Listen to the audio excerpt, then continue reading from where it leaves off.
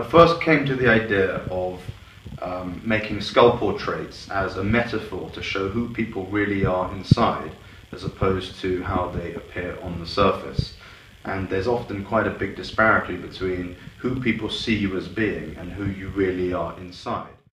I mean, I think my skull portraits seem to echo how I feel about life, in the sense that when I meet people, I get a really strong impression of who they are inside as a person, how they make me feel. So there is in skull portraits as finished a strong subjective element. You put something of yourself into them as well. I do add various arrangements in proximity to other individuals, people holding hands. Also, people hold up objects and wear certain pieces of jewelry or certain pieces of clothing, and that complements the more objective dimension of the forensic, more medical aspect of it, so that in the end you have an artwork that is both subjective and also objective. We live in a society, it seems to me, where people have become increasingly obsessed with the idea of the self-portrait, or the selfie as it's now called. How do you think your portrayals of people relate to selfies? The idea of selfies is a very interesting one, and this is becoming more and more prevalent in our society today.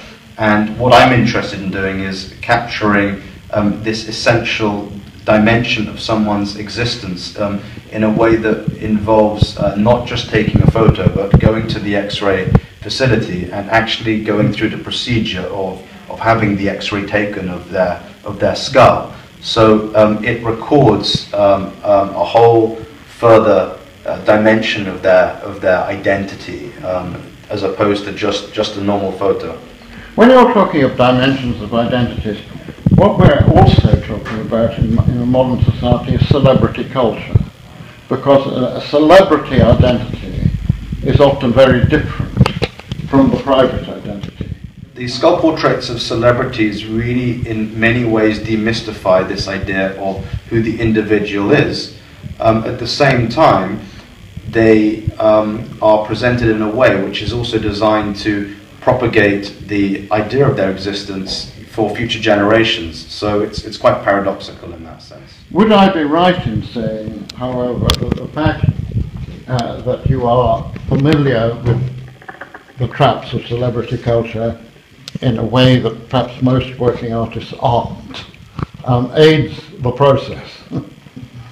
I think that if you look at the subjects that I've done, they are not all necessarily really famous or well-known people. I do also do portraits of people that I just find inspiring or really engage me in some way.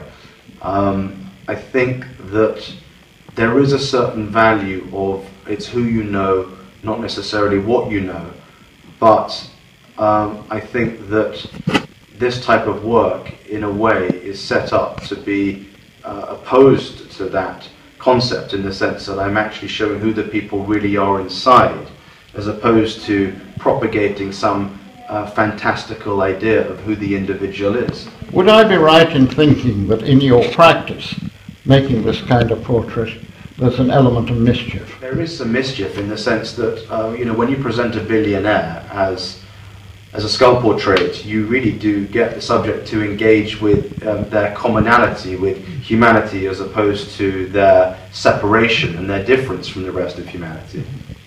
The fact that you use both highly traditional forms, painting and sculpture, and at the same time you have been very experimental in using new media. The use of the X-ray being a good example in the skull portraits. Could you like to talk about how those two things come together in your work? How you see yourself as an individual artist existing at a particular moment? Well, I think it's important to use traditional references to the history of art and everything that has come previously, and combine it with one's experience of being alive today. So naturally, it's appropriate to use that understanding of art in the presentation of the pieces, but obviously, work with with the technology that exists today to be able to combine that knowledge and understanding. What materials are you using? What techniques fascinate you? That kind of thing. Well, my up and coming projects are really focusing around my sculptures, and there's a new series of works in bronze and silver and also in sacred meteorite metal. And the bronzes are really focusing on what's called the life burgers, and it uses the form of hamburgers that are stuffed with objects, very, very high value objects, private jets, collectors' cars, motorcycles, Rolex watches, Barbie dolls. These works are in a way an exploration of the consumerism and the commodification of art today, and the whole overwhelming materialism that seems to pervade our society today.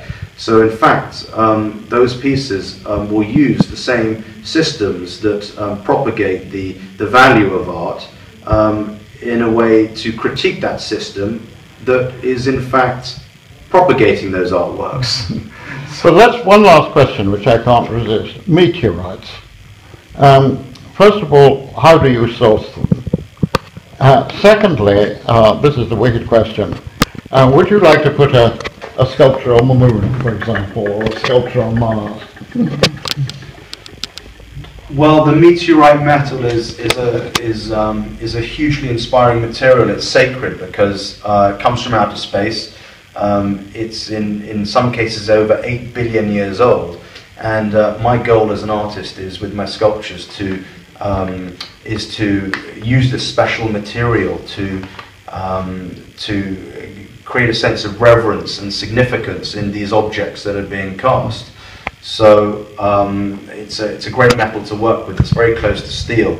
So yes, there's a sense of with these pieces to honour and give accord respect to the objects that are being presented.